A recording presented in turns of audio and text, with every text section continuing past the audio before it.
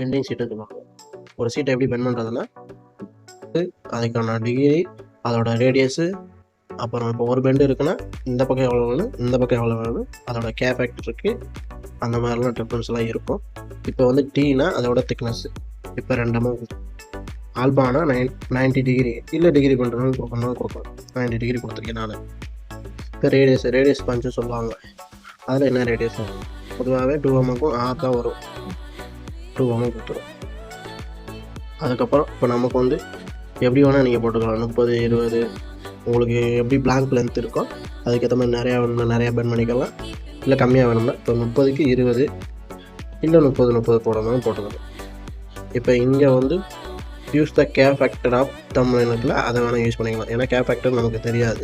அதனால் தெரியணும்னா நீங்கள் கிளிக் பண்ணிட்டீங்கன்னா போதும். அதில் வந்து ஏர் பெண்ட் இருக்கும், யூ பெண்ட் இருக்கும், சாஃப்ட் மிடில், அலுமினியம் அந்த மாதிரிலாம் இருக்கும்.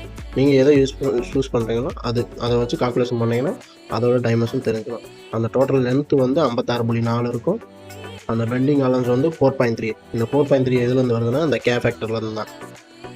அந்த மாதிரி தான் கண்டுபிடிப்போம். இதுதாங்க பெண்டிங் டாலர்ஸோட கால்குலேஷன்.